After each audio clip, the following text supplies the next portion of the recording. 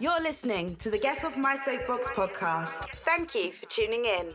We want to make the world a better place and share life-educated opinions and have discussions on various topics. Welcome your host. He is a jack of all trades, master of none, and always wants to know, how's your integrity today? Mad Morgan! Hey, thank you for joining me for episode 2 of Get Off My Soapbox podcast. Welcome. It is another hump day today, and here we are. We're going with episode 2. Unlike last week when episode 1 was, interrupted by other situations going on, namely the hospital emergency visit. That was kind of interesting and a very long evening, but I managed to get episode 1 out the next day, which is good. And here we are at episode 2. We made it to another week. And today, episode 2, we're going to be talking about bad drivers, bad parents, bad attitudes. So within these are all important topics, and we're going to touch on these and move forward with them. But let's start off, of course, with, hey, I want to know, how is your integrity today? Did you have a good integrity day? Do you have a sense of honor, sense of goodness, sense of doing the right thing? I'm just curious. You know yourself better than anybody else will. So you decide whether or not you kept your integrity intact today. Because, hey, as I say as well, be the change the world needs. And right now, the world needs a lot of change. There's a lot going on in the world right now, and there's just so much to deal with, and you just don't know what to believe anymore. You have a lot of toxicity online. You have a lot of false information. You have one side pushing at the other side. Everybody's in disagreement. Nobody knows where to get the proper information. And it's just chaos out there at times. So this is where we have to look for alternate sources of possible information that will help us moving forward. And hopefully I can, with my podcasts, help people out as well, point them in a better direction and help them improve, evolve, and educate and enlighten themselves as to better choices that can be made for the future of this world and humankind. But if you could do me a favor and to help me with this process, please check out GetOffMySoapbox.com. That's GetOffMySoapbox.com, where you can find information on this podcast, which is my Get Off My Soapbox podcast, as well as Soapbox Daily, which is my everyday Monday to Friday for about 3 to 5 minutes podcast that I hold every single day. Please check it out. You can find it on every platform, including, of course, the platform that you see or you're listening to on right now for the Get Off My Soapbox podcast. Please check out the website, GetOffMySoapbox.com. You will find links to all our other social media platforms. Also, if you choose to offer some support, there are some links there as well. Further information, as well as we have a new FAQ section to answer any questions that you may have about the show, either podcast. And moving forward, we're going to add a comment section, feedback section, probably a forum section. We're working towards a lot of these things because I would like to hear from you right now. Yes, you listening. I would like to hear from you and like-minded people like yourself that are listening to my podcast, and I want your feedback. I want to know what you have to say, what you're thinking. It's important to me because I think we should discuss these things. We should get them out there, discuss topics, bring them to light because it's important. There's a lot of things that people need, and there's no reason why together, collectively, we can't try to communicate better and cooperate more to have a better world, a better future. Planet needs saving. Number one, we have to think about right now. I know we're bickering amongst ourselves. Right now, what we need to really focus on, folks, is really important, is climate change. I know you've been hearing the speech for years, not from myself, but from other sources. Plastics are evil, climate change, Earth is heating up. And I don't know if you haven't realized this summer, though, how warm it's been. Yeah, it's been a little bit of a warm summer, maybe for a few places, maybe a few fires going on, So I don't know if that kind of sparks that little light bulb in your head going, maybe there is something with this climate change. Maybe we should do something about it. And I'm going to tell you, and I've mentioned this before, it has to start with you. Anything, all the problems in this world has to start with the individual. You, your friends, your family, your neighbors, everybody. You can't just pass the buck. You can't just let everybody else take care of it. You need to. So, you know what? Collectively, let's do this. Okay, so let's move forward with today's show. Please, by all means, check out the website. all details, news, information you can find there as well. I try to keep you up to date on Twitter. You can check me out on Twitter at Mad Soapbox. All the information there moving forward, and of course what we're doing in our events and everything else. Please check it out. And other than that, hey, let's move forward with episode 2 today on Get Off My Soapbox podcast. We're going to start off with bad drivers. And this, of course, is my biggest pet peeve, and I'm pretty sure it is the pet peeve of many people out there. Honestly, I think it is. I don't think anybody really likes bad drivers. What makes it worse is that there's a lot of drivers out there that don't realize how bad of a driver they are. It's incredible. I'm absolutely baffled by these people on how they drive. And I wonder, hey, do you not realize how bad of a driver you are? Do you not realize that you're all over the place? Do you not realize you're speeding? Do you not realize you're swerving in and out of lanes? Do you not realize you're not paying attention? And I sit and I watch some of these drivers sometimes. I sit there and driving along and I'm trying to keep my distance from them because you never know what crazy erratic move they're going to do. But I'm like driving along and I'm like, okay, what are they going to do next? Oh, okay. Going towards the gutter. Oh, okay. And there you go. They recovered at the last second. Oh, okay. They're just back and forth on the road. I mean, I could go play by play of what I see when it comes to bad drivers, and it's incredible. Now, for me personally, okay. Driving is a privilege, folks. It's not a right. It's not something that you get automatically. It's something that you should work towards, you should earn, and you should maintain. For many reasons. First and foremost, for the safety of you and the safety of other people around you. Because you don't own the roads. I mean, okay, you're a taxpayer, you help with the payment of the roads, but you don't own them. They're everybody's use of the roads. But you cannot dictate what happens on the road. As a driver, you have to follow rules. There are laws. There are laws for reasons. There are laws, and mainly for safety and flow and, people be able to get to where they want to go in one piece, in a reasonable time and safely without any dangers, et cetera, et cetera, et cetera. I can go into a whole bunch of reasons why we have roads, transportation of goods, but you don't own the road. You don't. That's for a different debate. Okay. You don't own the road. You share the road with everybody else. Just keep that in mind. Okay. There's no need for aggressive driving. Okay. Because that's just going to cause problems. Aggressive nature in any way is going to cause problems. And the worst thing I see is these new pickup.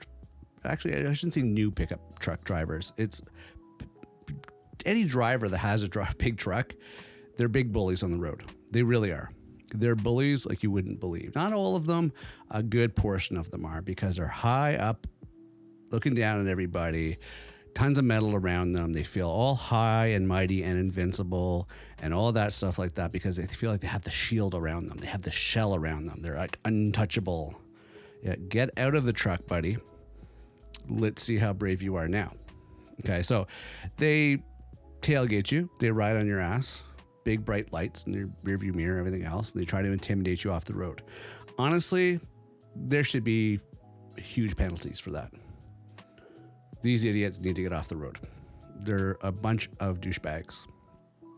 But, okay, so don't intimidate people on the road. Don't bully people on the road. You're just going to get punched in the head if you do that. Okay, you're just going to get yourself in trouble. Because you just irritate people. It's unsafe. It's unethical. Like, come on, man. Have some integrity. Stop trying to bully people on the road. Furthermore, everybody in general, it's not just the trucks that are tailgating. It's not just the trucks that are riding people's ass. They just like to do that because they feel high and mighty, but really they're cowards. They're chickens. Every car should note when it comes to getting close to somebody, like when you're behind them. You're tailgating if you cannot see the bottom of the car or vehicle in front of you's tires meet the road. Okay?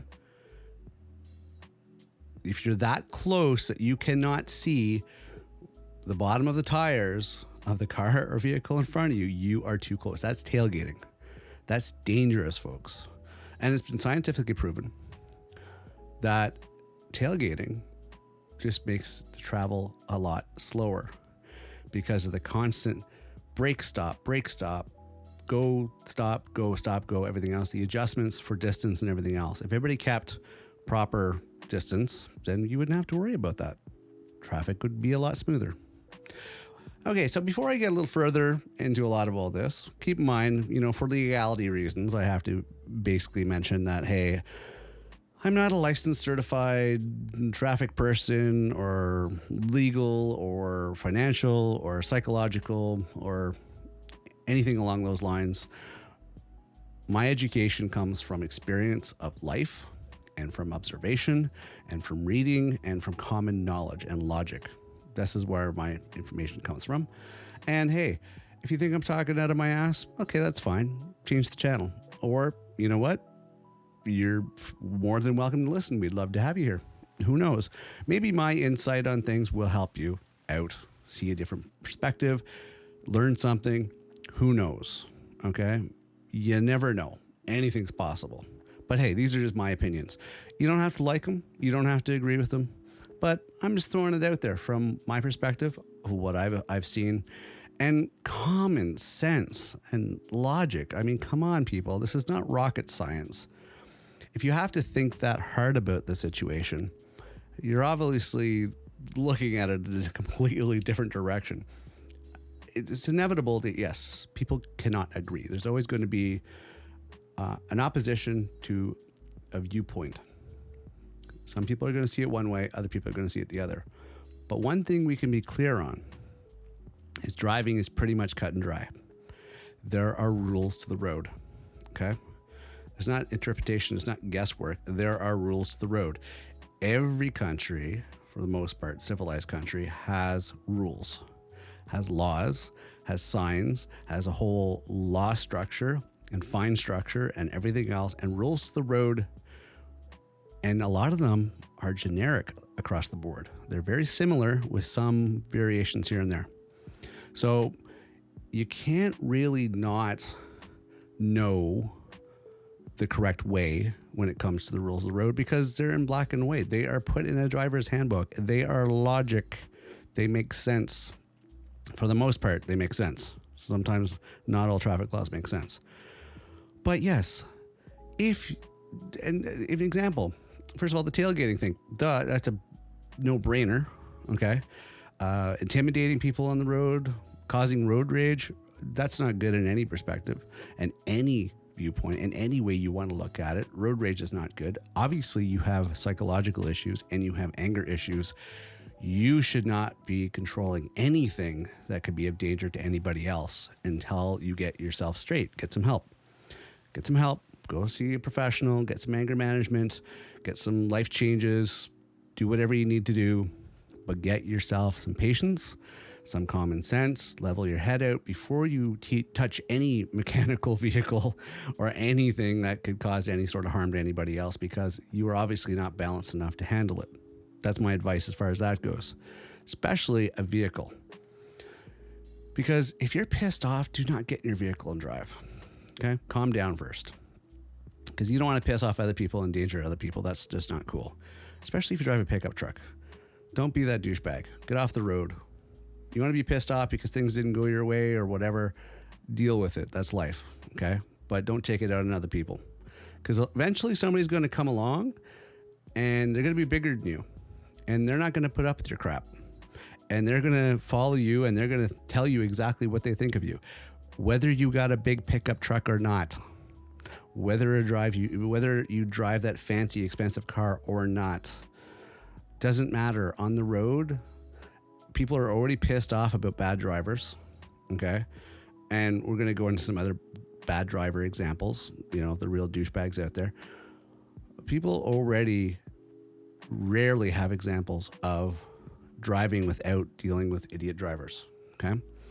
So they're already pissed off enough in their journey. If they have to deal with any sort of traffic, there's going to be some idiot that's going to be doing something stupid that's going to be completely idiotic that could potentially harm other people or harm themselves. And yeah, those people need to get off the road and stay off the road. End of story. So anyways, if you're pissed off, don't drive. And don't think because you drive a big vehicle that you're all high and mighty, because that could really smack you in the head one day. It will catch up with you. You can only get away with tailgating for so long until somebody's really going to have enough of you, and that's unsafe. And they're probably like, hey, I don't care if you're in a rush. If you're in a rush, put your blinkers on, put your hazards on, honk your horn, let me know it's an emergency. But if you just want to speed because you want to get to your wherever you're going faster, that's not a reason to tailgate and intimidate somebody. Oh, and play this is the one thing I really hate, play the I want to be a police officer. When they actually put their car just enough so the driver's line of view lines up with your rear view mirror on the side. Oh yeah. These people, they're special. So you know what I do when somebody wants to play Mr. Police Officer and trying to intimidate me because they want to get ahead of me? I adjust my mirror so I don't see them, and then I do the speed limit. Yep, I just do the speed limit. Oh, you're in a rush? Oh, I'm sorry. You are already being an asshole. So, yeah, no, I'm not going to play that game. You want to be an asshole? I don't have to look at you. You don't have to see me. End of story. I'm going the speed limit. You got a problem with it. Go around the other way. I'm not going to deal with your crap. I advise everybody else to try the same thing. See how people's attitudes change. And if they road rage, hey, 911, yeah, I got some asshole in the back of my car tailgating and reckless driving and everything else. Yeah, you want to come deal with this idiot? And that's the way to get them off the road. Get them fined, get them jailed, get them whatever, but hopefully they learn their lesson eventually. Because there's no need for this, people. There's enough strife we have to go through every single day. Driving should not be one of them. Driving used to be enjoyable for me. Now, I don't think there's a day that goes by that I'm not giving somebody the finger, which seems to be, since 2020 and COVID, the finger seems to be the international high between everybody these days, because it never fails. It seems when I'm out driving, it seems somebody's waving the finger at somebody along that route. So it's kind of like, instead of waving these days, it's like middle finger goes up. Hey, how's it going? Screw you. It's crazy, but hey, we'll have plenty of time to cover on that one. But the driving thing, tailgating is really bad. It's really unsafe, people. And also watch your speed. I don't care if you speed. And I'm going to put a little context here. I don't care if you speed as long as you are doing it when no one else is around. Okay? If you want to hurt yourself, that's on you. If you want to be stupid, that's on you. If you want to drive like an idiot, that's on you. Don't do it during rush hour. Don't do it when there's a lot of cars on the road. Don't do 200 clicks down the highway, swerving in and out of traffic when there's like a ton of cars on the road and you come within an inch of hitting my tail, which my bumper I had some idiot in a little souped up 4-door hatchback, whatever, speed by me, almost hit me by a hair. If I would have made any other decision at that point, he would have been toasted like you wouldn't believe. But I'm looking at this idiot going, okay, so you're doing this to impress your friends, but one false move, you're gone, because your little putt-putt, no matter how souped up it is, will fold like an accordion, especially against bigger vehicles. And that was probably the most idiotic, stupidest thing I have seen. And this happened to me about a month ago. I'm sitting there going, it's rush hour? And you are swerving in at about 200 clicks by me and almost hit me. I just sat there and I was just like, wow, the brain cells this person doesn't have is just incredible. So, hey, if you want to speed, find a country road. Find a highway that nobody's on, and it's up to you if you want to take that chance. But I'll tell you, I encourage law enforcement, if you get busted for doing obscene speed, to fine the hell out of you, give you jail time, and crush your car. That would be my encouragement, because how else are you going to learn the lesson other than, take somebody's life or take your own life because of your stupidity? I think you should learn a valuable lesson, and I think it should cost you. It seriously should. Because if you're some spoiled rich kid with a trust fund, okay, losing the car and a fine is not going to be much of a difference. You start giving you jail time and actual criminal offenses on your record, yeah, that's going to follow you for life. So that's going to be a different story altogether. I think they do that in Europe somewhere. I think they actually fine you and crush your car and everything else. And I think that's a good idea. Don't quote me on that, but I heard something about crushing cars and I was like, that's a great idea. Crushing cars, brilliant idea. Just crush the car. You can't drive it. Chances are they won't be driving in a while. So, and also, hey, forget about suspending your licenses. I'd say suspend depending on the offense, or ban it altogether. Or, like I know they have the point system, but I think hike up the points, how much you lose for doing stupid stuff. I think that's important. Hike up those points. Make sure that they kind of learn their lesson. Okay, so speeding, as I said, do it on a back road. No one's around that you're going to hit a tree maybe. Okay, fine.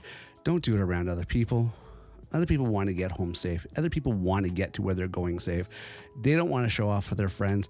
They don't care about impressing anybody. They don't want to be Miss Joe Cool or Juliet Cool or whatever the case may be. They don't care about that stuff. They just want to get from point A to point B safe, either solo or with their families or with their friends. If you want to be an idiot, do it in a controlled environment. That's all I'm saying. I'm not against street racing, okay? But controlled street racing where nobody is going to get hurt. Fine. I'm not condoning. I'm not saying it's right. I'm just saying if you're going to do something stupid like that, do it in a controlled environment. I know everybody has these fast and furious fantasies and these wet dreams about, I want to be, I want to be the fast and the furious, blah, blah, blah, me and my car and everything else. And they want to live out that fantasy from the movies. Okay, great. That's awesome. Enjoy your fantasy. But realistically, not everybody has those skills. And just because you spend a lot of money on your car doesn't mean you can do that. Furthermore, loud does not mean better, just so you know, okay? Some of the most expensive sports cars out there, they purr, they don't make a noise. They don't go bang, bang, bang, and a whole bunch of other crap, okay? They don't make loud, obnoxious noises. If you're starved for attention, go make some friends. Change your attitude, go make some friends. You don't need to make a ruckus. You don't need to throw a tantrum going down the street in your vehicle. If you're starved for attention, go talk to your parents or your mom, or maybe your sister or whatever. Go talk to somebody that cares about you. Maybe they'll give you some attention, but you don't have to piss off the rest of the world because you're starved for attention. And making your car noisy is just going to piss people off.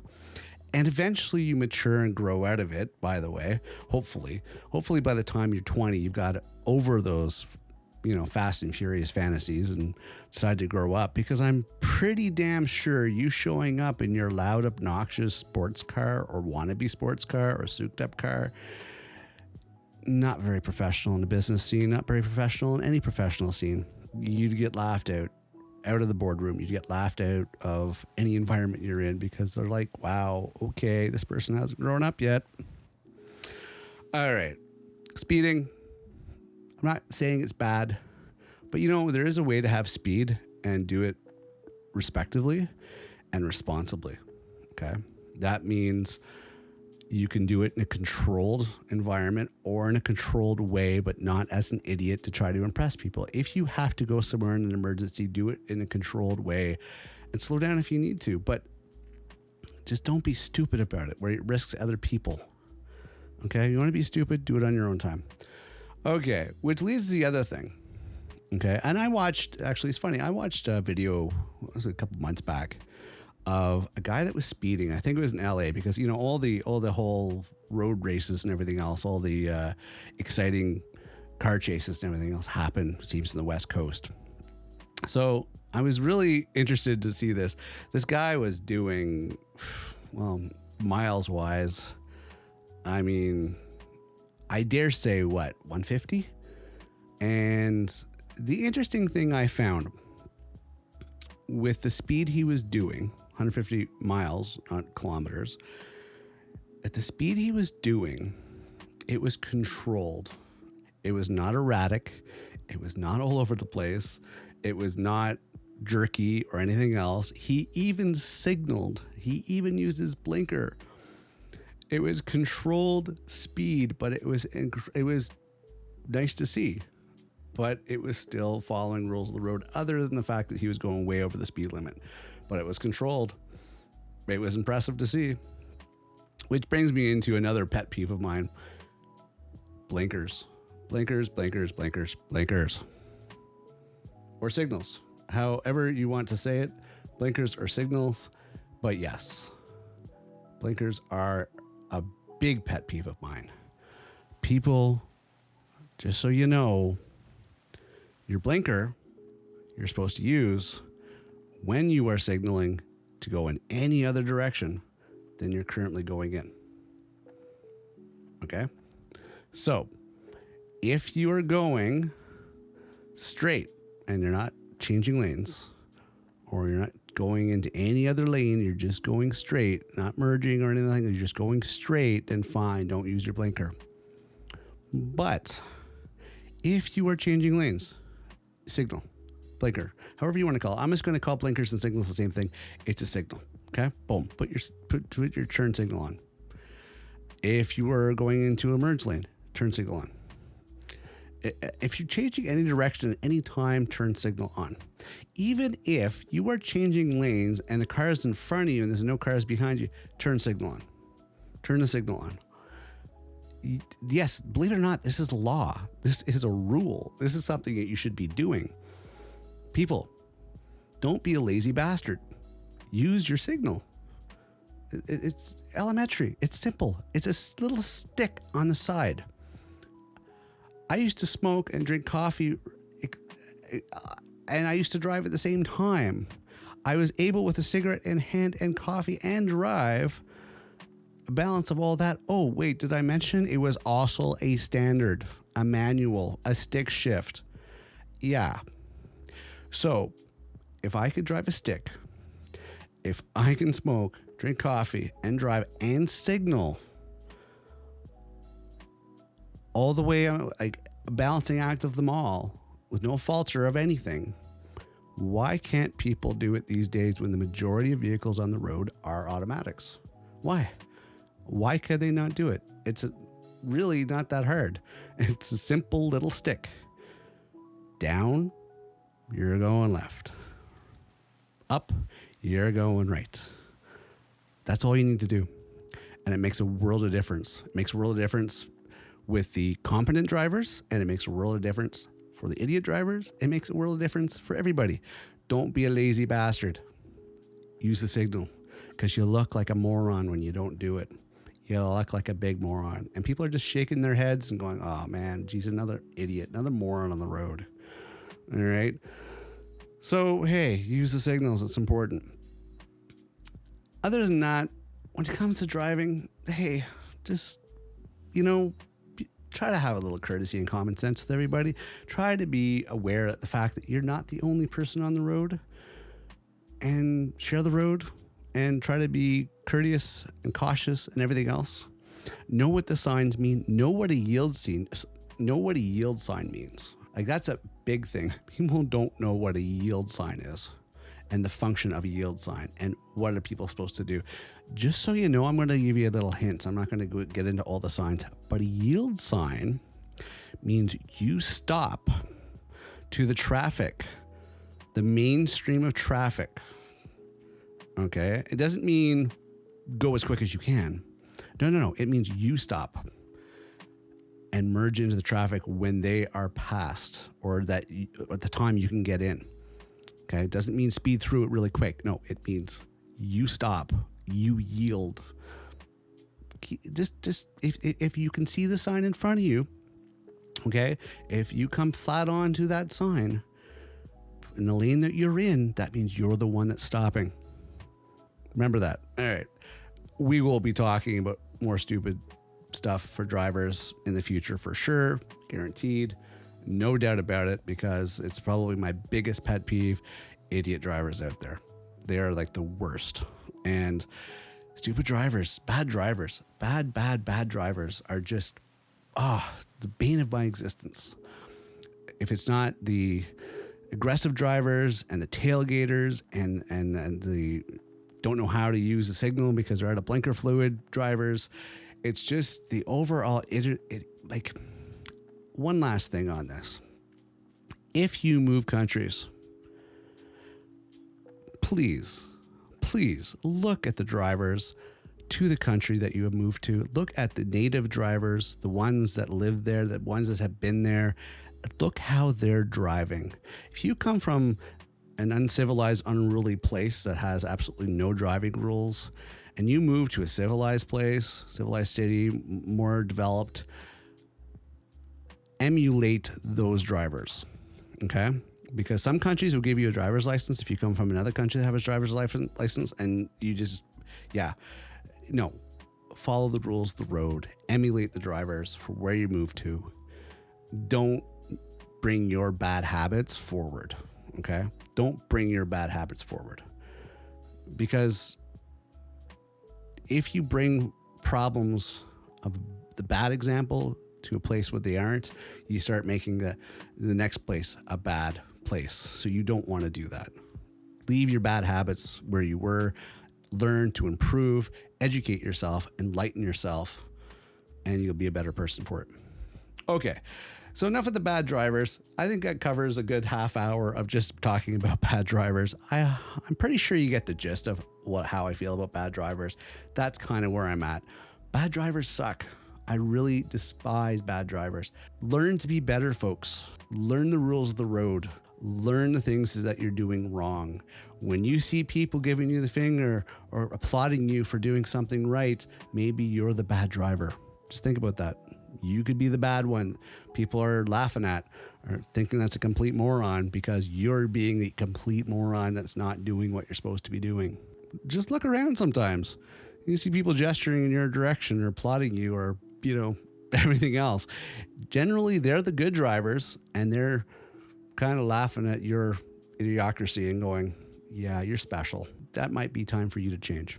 Okay, I'm wrapping up the bad drivers. Let's get on to our next topic of bad parents. So bad parents, here's an interesting topic. Okay, so what makes a parent? And again, I'm going to reiterate and reemphasize, I am not some child counselor, marriage counselor, licensed, certified, whatever the case may be, because, we have to cover our bases, say we're not. But I've been through a lot in my life. Realistically, I have been. I've been through a broken home. I've seen many examples of parents, parenting and non-parents. I've had my own interesting experiences with parents, and I know what makes a parent. And it took me years upon years to actually learn what it takes to be a parent. And also, I'm a parent right now. And the thing is, it's an ongoing learning process. Nobody has the book of doing it right. But here's the key element about considering yourself a parent. The key element about being a parent is actually parenting. Yes, you got it, folks. I know, mind-blowing information here, but yes, believe it or not, to be a parent, you need to parent. I know. Wow, what a concept. What is parenting? Well, I can give you some good examples of what is not a parent, first of all. So let's just cover a few bases here. 1, just because you do the horizontal mambo, if you do the nasty, if you do whatever it is that you do, and somebody gets pregnant and bears life, does not make you a parent. It makes you part of the equation. It makes part of you part of the genetic contribution of substances that actually help create life. Okay? And that is all you are. You are either the one providing the egg or one providing the sperm, but that does not make you a parent. A parent, whole different story.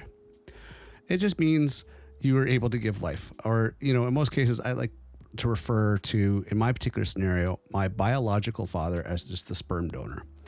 He's my biological father. Even calling him father is too kind of a word. He's my biological sperm donor, I guess you can call him. Okay. But just because you did the act, just because you contributed part of the equation to creating life, does not make you a parent. You're not a parent. No. Okay, so let's just cover that part. Let that sink in for a second. Yes, you're not a parent. While you're letting that sink in, please check off.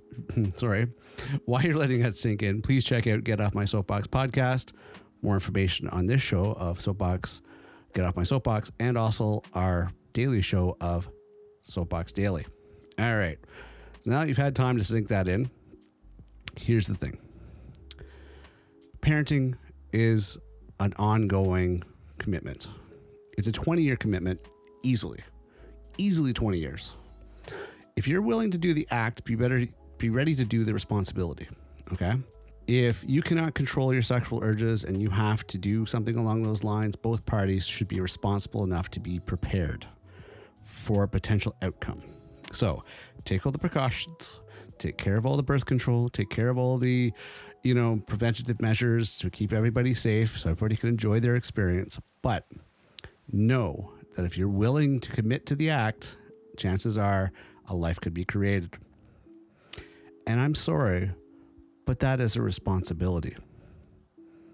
For you to not be responsible, to be not responsible enough to let it happen that somebody gets pregnant and then you not be responsible enough to actually hold up your end of the deal, that's pretty sad and you're a douchebag. Okay? And I've seen it both ways. Don't put this all on the guy. Because I've seen some incredible single dads that are incredible. Sometimes the mother is unfit. The mother is just not there. The mother's not ready to be a parent. The mother doesn't have the mental, emotional, or whatever it takes in order to be a parent. So I've seen that too. Just because they actually bear the life does not mean they're going to be a good parent. I've seen that. I've seen that a few times. But parenting goes beyond the biological, okay? Parenting is about the other parts of it. It's about the guidance. It's about being there. Okay, there's a lot more to it than just the biological. Okay, so to be a parent and taking on the responsibility, you have to realize that small little being there, and I'm sorry, I'm pausing for a fact because this is kind of a hard topic for me because of a lot of what I've seen. I've seen a lot of bad parenting. I've experienced bad parenting. Okay. Honestly, that life, that creation, that little being relies on you for everything. Don't leave it to somebody else to take on that responsibility. Don't leave it to somebody else to take on that responsibility. And then when that little life gets exciting and interesting, that you decide to step in like you've earned that right. Just because you are part of the process biologically does not mean you have the right to be considered anything. You don't have considered the right to be mother or father, mom or dad. If you do not put in the time, you don't get that right. That's something that has to be earned, okay? Biologically, if you get somebody pregnant and then show up 20 years later and go, hey, I'm your dad, it's like, no, you aren't.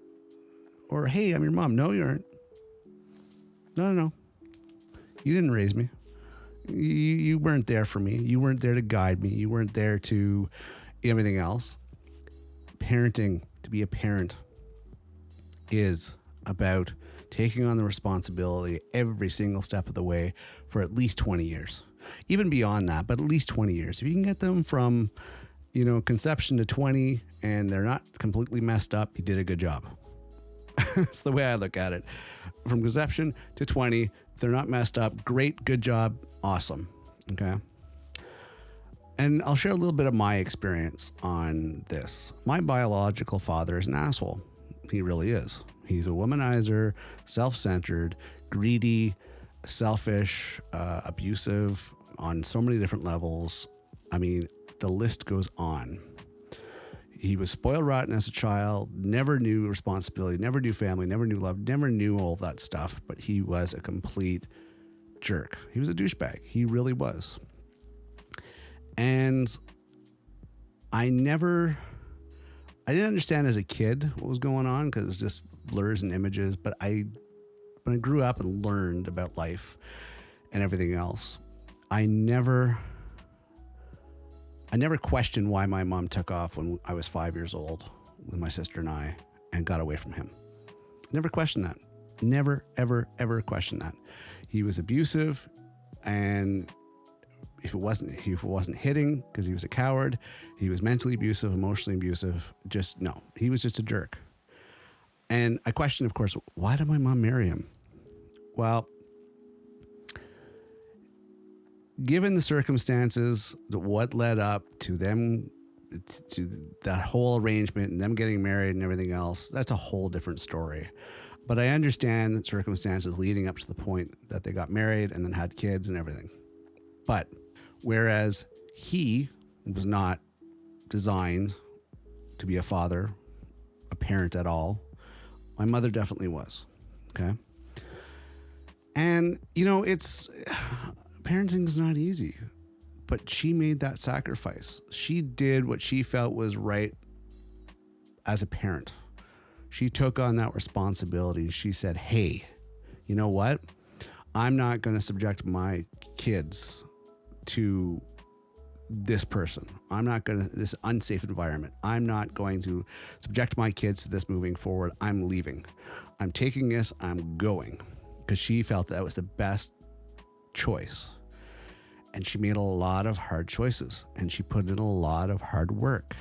At one point, she held down 4 jobs, especially leading up until Christmas, because she wanted us to have everything that, we wanted. We didn't realize that at the time, but I realized later on, she held down 4 jobs. She never got any sleep. That's a parent, in my opinion, the self-sacrifice to give your children the best life possible. You've made that decision to have that child. You've taken on the responsibility and you're giving it your all. That's a parent. Okay. You wonder why your kids do certain things. You wonder why they think certain ways. One thing that I realized is that as I got older and started catching up to the ages that my mother was when I was growing up as a kid, I started realizing parts of the world and how it all made sense. When I try to look back through a child's eyes from when I was a kid and my mom being a certain age, I didn't see it as a child, but as I got older and hit that age that my mother was when I was a child, I saw the world kind of how she saw the world, and it made sense to me. And I try to look at both situations, both sides of it, child's eyes, adult's eyes, and go, now it makes sense. Now I understand what mom was going through. Now I understand what she was doing. So I tried to move a lot of this forward myself when it came to parenting. Okay. It's a learning process. You have to be able to go with the flow and adjust and swerve and bob and get help and ask questions and read books and do whatever you can to try to understand your child, because every child's going to be different. There's a good portion of the code that's the same, but every child is going to be unique in their own way. Okay. Here's the thing though. You have to parent your children, because they're requiring you during the formative years, especially between the time that they're a baby to the time that they're 5. These are the most important formative years where they're supposed to be taught right from wrong, good from bad, everything else, the building blocks of what they're going to use moving forward. And then they start coming into their own between 5 and 10. This is where hopefully what you've taught them is the right way of doing things, the good, the bad, and everything else, and given them enough of a good moral code. And then you see what they do with that code and make little adjustments here and there until, they get to the preteen stage, and that's just hell on earth, because at that point they figure they know everything. But hey, What I don't understand is this new age, new trend thing. And I'm even disappointed in my own generation because I've seen them do it, where they let the kids raise themselves. What the hell is this? You're going to let a kid raise themselves. Why the hell are you going to let a kid raise? A kid doesn't know any better. A child doesn't know any better. You're going to let a child make the decisions. You're going to let a child control the household. You're going to let a child parent you. You're not a parent then. Seriously. You're not teaching them right from wrong. You're not teaching them values, honor, code. You're not teaching them anything that they need to know moving forward. You're letting them raise themselves because you want them to enjoy the experience. Okay, well, part of the experience is learning responsibilities, learning valuable things and lessons moving forward that are going to make you a better person. Having a free-for-all between the time you're a baby upwards to, throughout your teens and your 20s, you're going to be a disrespectful little punk. You're not going to respect anybody. You're going to expect everybody to let you do what you want. You're going to be completely a recluse and question why I can't do something when my parents let me do everything before. You're not going to respect authority. You're not going to respect any sort of direction. What kind of, honestly, your parents did you an injustice. If they let you raise yourself and let you do whatever the hell you want. Okay, if you have a trust fund and you're spoiled rotten brat and you got a silver spoon that you're born with up your ass, okay. If you don't have to worry about a job and a paycheck and a career, fine, okay. Then be that spoiled little brat that raised themselves. Okay, that's fine. You can do that because you'll never have to hold down a job. You'll never have to worry about paying rent. You'll never have to worry about anything of how the world works because you're in your confined little bubble, your little box, and mommy and daddy let you do whatever you wanted and you don't respect anybody and you just expect the world to bow to you. That's not how life works. Hate to break it to you. But if that silver spoon ever got pulled out of your ass and you fell on your face and you had no other recourse but to go out and be in the real world, yeah, the moment you tried to get everybody to bow to you would be the moment that you would get seriously smacked down. Just saying, these values are important that your parents should teach you. You should not be raising yourself. Parents should be parenting. I know examples that I hear of couples, friends of family and friends of friends and everything, that I know there's one couple I've heard of that has two sons that are raising themselves. And they're disrespectful little punks. And I'm like, wow, really? Why you have kids then?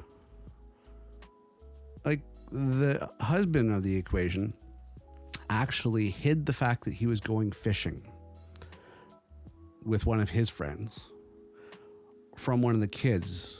Like, that there was a role reversal, like he was going to get in trouble because the kid was the parent. I mean, unless you're into some sort of kinky thing and that's something that turns you on, okay, no, that's not how it works. The adults are supposed to know better. The adults are supposed to give the lessons. The adults are supposed to give you guidance. You don't just let you figure it out on your own, because then guess what? If you don't do the parenting, somebody else is going to do the parenting. And you know who's parenting a lot of kids these days, unfortunately, because people who biologically have kids aren't stepping up to their responsibilities? Yes, social media. Social media is teaching your kids right from wrong and this and that. And this is why kids are doing stupid things like these challenges that are killing them or maiming them or hurting them.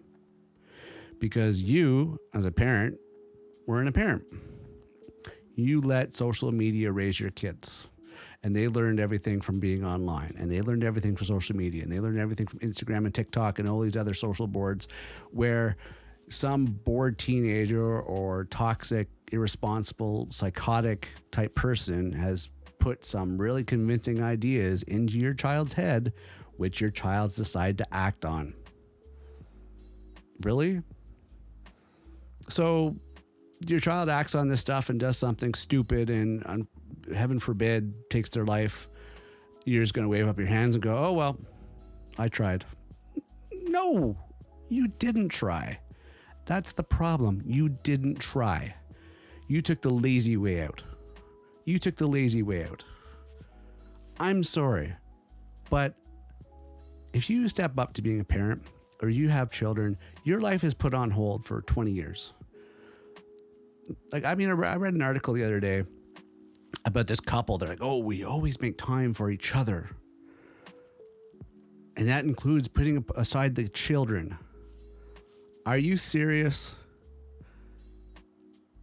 So leave your children with friends or family or whatever, so you can live like you're still single and, you know, courting and honeymoon period and all that stuff. Like, no. You shouldn't have had children then. If you are going to step away from that responsibility and live footloose and fancy free, like everything's good, no. You shouldn't have had children. You should not have had children. Okay? Get your head out of your ass. Stop being an irresponsible little jerk.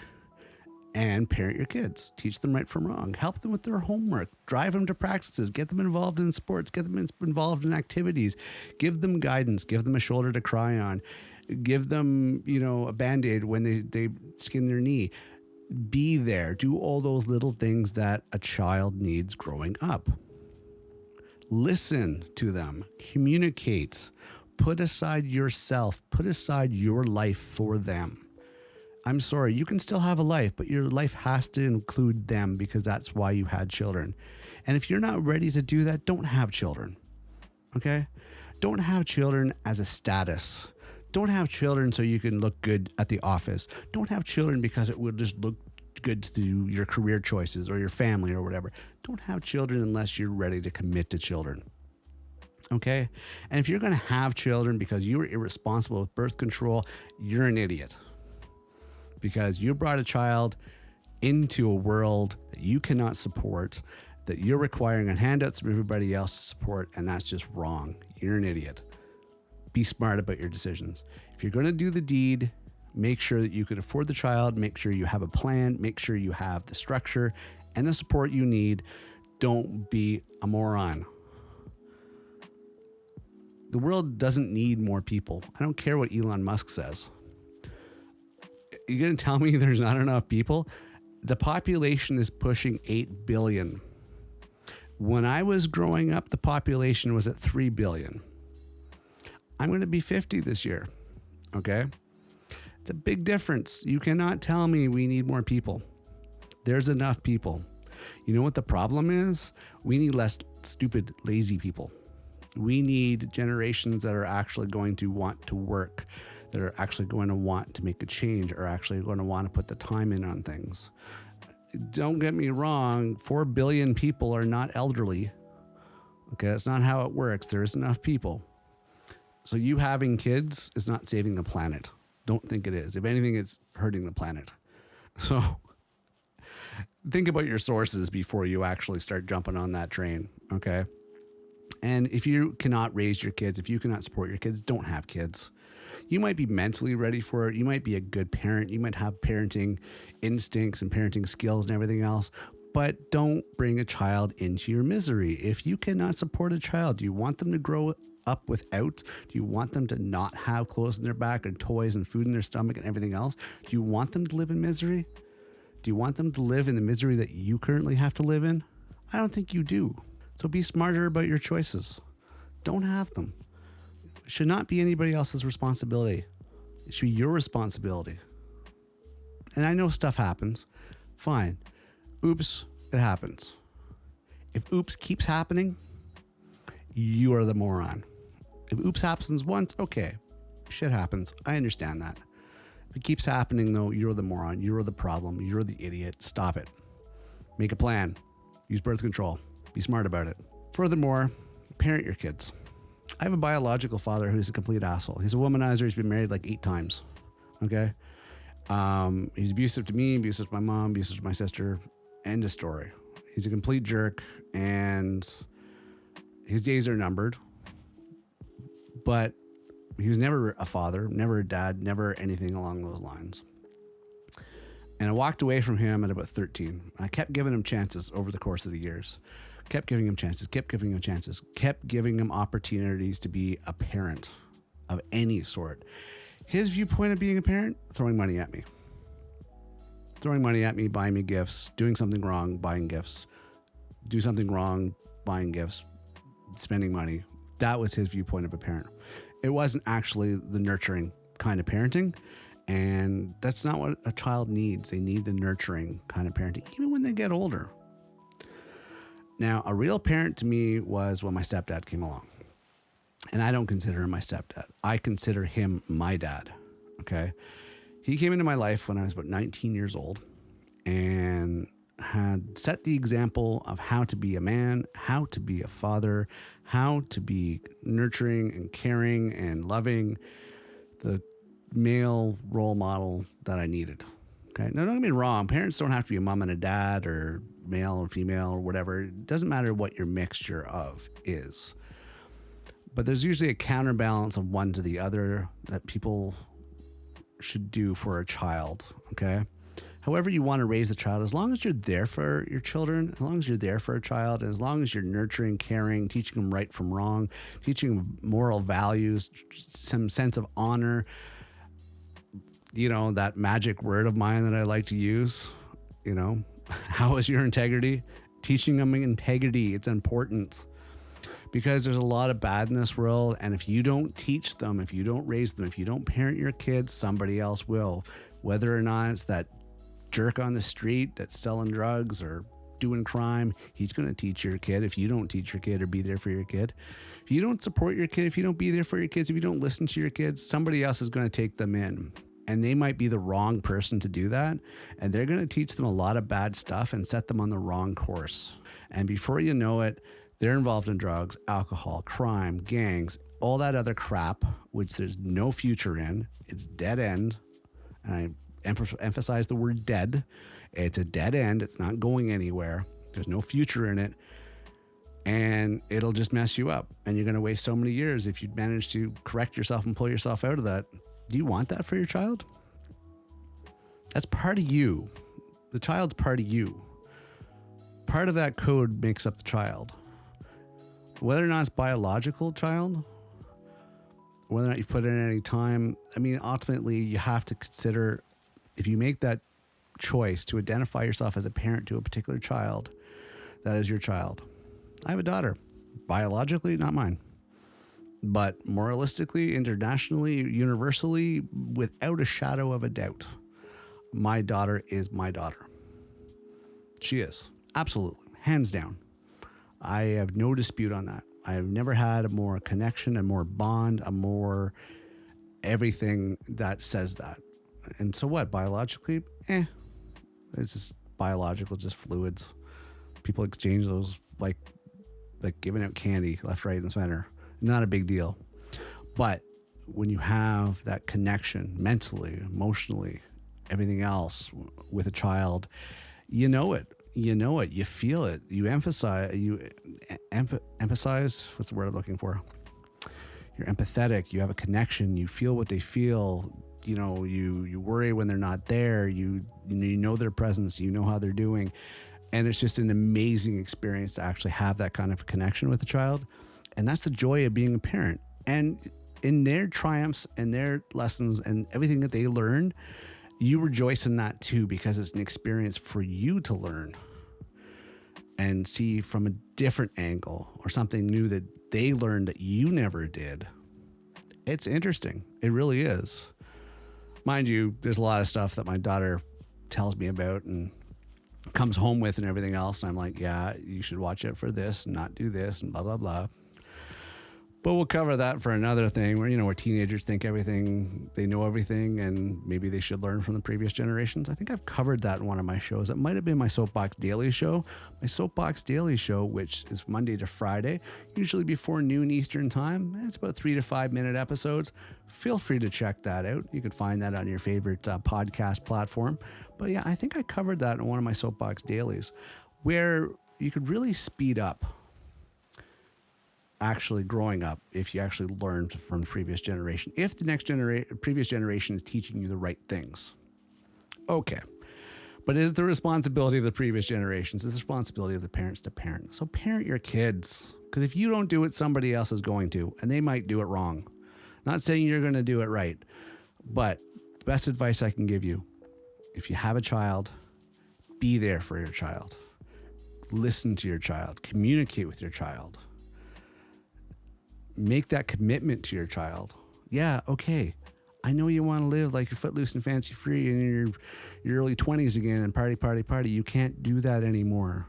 Relinquish the responsibility if somebody else wants to do it. But no, it's a vicious circle. Bottom line is, before you have children, be smart about it. Think about it. Make a plan. Make sure you're ready for it. Ready for it on so many different levels. Emotionally, mentally, financially. Don't turn it over to somebody else. Step up to the plate. Step up to the responsibility and be a parent. Biology does not make you a parent. You have to be a parent. You have to make the commitment and stick to that commitment. At least 20 years.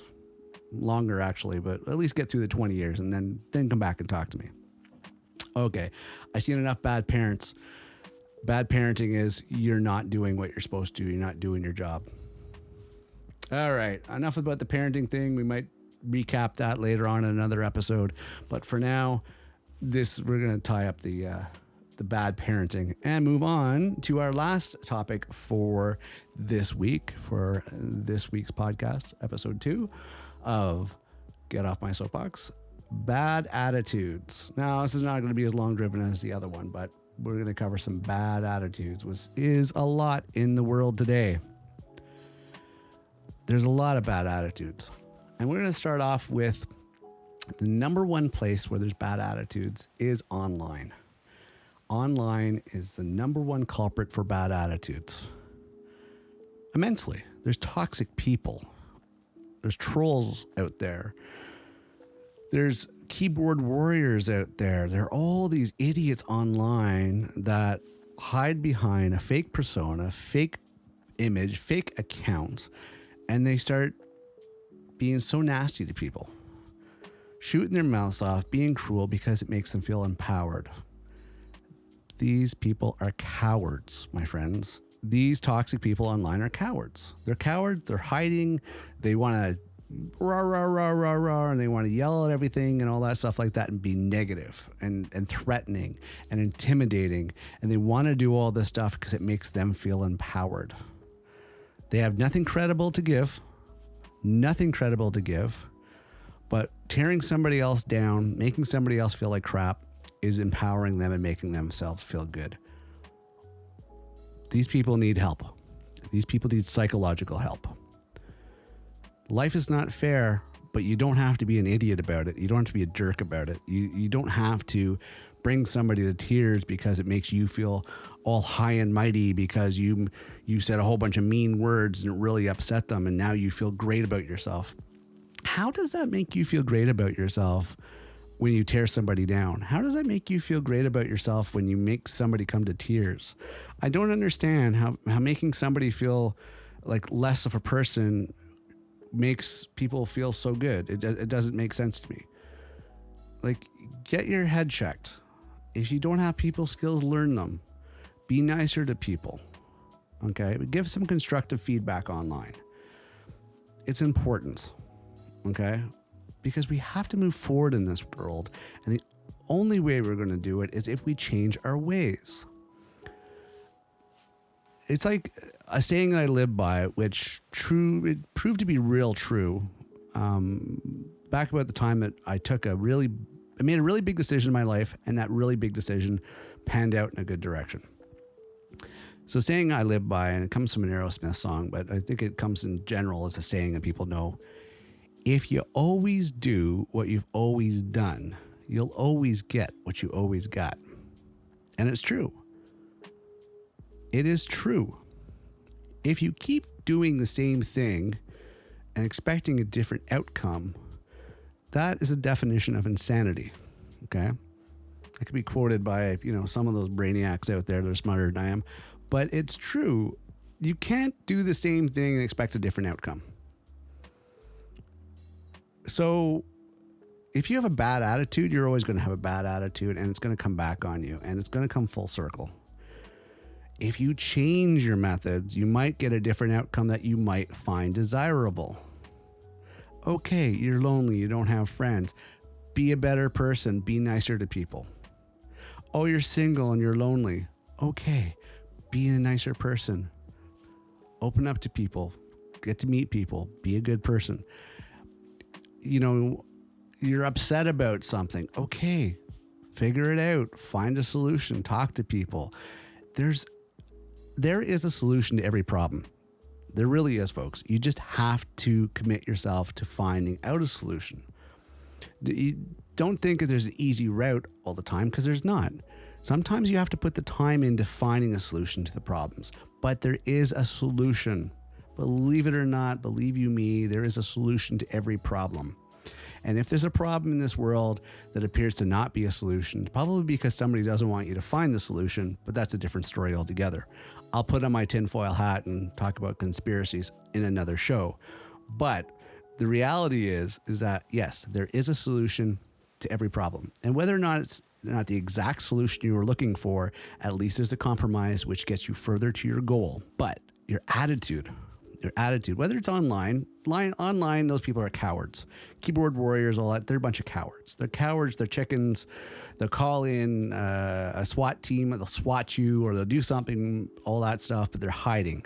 They're hiding cowards, and they mean no good. They're just looking to cause trouble and make themselves feel good about themselves because they feel empowered, because they have a few skills, or they know how to shoot their mouths off, or they know how to say the right words to hurt somebody. You're a coward. I'm sorry. You're a small little person.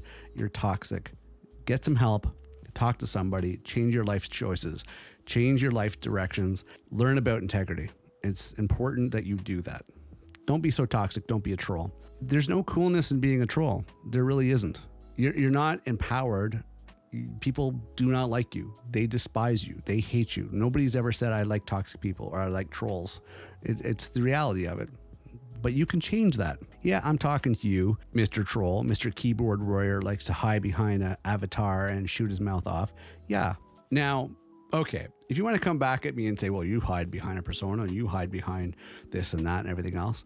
I have a life I have to consider, and my podcasts are to help people. My podcasts are to help the world. My podcasts are to make a difference in this world, a positive change. But I know there's toxic people out there that are so negative that they don't want that. I don't want any backlash on that. I have a family to consider. I have a life to consider. I have people that depend on me I have to consider. So yeah, this is the why I have what I do, because I need to. Because there's toxic people out there that just want to watch the world burn, and I really hope that they get the help and the happiness that they need. I really do. I genuinely would like to see keyboard warriors that are shooting their mouths off online get what they deserve in a good sense. Okay. So, I mean, sometimes it takes a little scare tactic, but they hide so well that, they figure they don't have any, repercussions. But believe it or not, there is somebody smarter than you, Mr. Keyboard Warrior. Somebody will catch up to you. You will piss off the wrong person. They will show up on your doorstep. Just remember that. You can only play the game for so long until eventually it catches up with you, because eventually everything comes full circle. Like the expressions go, what goes around comes around. It is true. Karma's a bitch. All that fun stuff. Yeah, it's a thing. It's a thing. Take it or leave it. You don't have to believe me, but it's a thing. So, attitude offline. Well, bad attitudes offline, people are always fronting. They're always trying to make themselves seem tougher. It's a protection mechanism. They want to be tougher. They want to intimidate you. They want to be tough in front of you, whether to show off to their friends or because they're actually scared, but they figure, oh, puff up, puff up. They hate that. They hate that. Quote from Fern Gully. They want to do Fern Gully, great movie. Check it out. Look it up. It's an older movie. But anyways, they want to be tougher because it's a defense mechanism. So they want to intimidate you. They want to use angry words and mean words and lots of swearing and all this stuff like that, because they want the world to be scared of them so they can feel secure. Change that attitude. Cooperate with people. Get along with people. Be courteous. Be nice. Everything else to people. There's no need for all this anger. There's no need for the attitude to be so bad. If we all work together and change our attitudes about a lot of things in this world, we can be further along as a species, as a human race. Because as I said before, and this is true moving forward, if we keep doing what we have always done as inhabitants of Earth, as a human species, and we don't change our ways, our time is going to come. And our time is coming a lot sooner than you realize. So I implore you, I encourage anybody that's listening and everybody that's listening, please consider my words when it comes to changing your attitude. Find your integrity. Learn to have integrity. Change your attitude towards things. Instead of being negative, be positive. Be polite. Use manners. There's no need for swearing unless you really need to emphasize something. If you really want to say fuck you, fine, say fuck you, but say it with purposeful meaning. Don't just say it because it makes you feel tough. It makes you feel brave. It makes you feel cool. No. If you're going to say these words, if you're going to swear your head off, I know some people are like, I know there's like that Gary V guy. He's like, oh, well, I know everything about everything. You know, I'm a social media expert and all that stuff like that. Fine. He swears left, right, and center. And frankly, I think that's crass. And I think that's pretty low class, in my opinion, to swear your head off without context, without meaning, without purpose.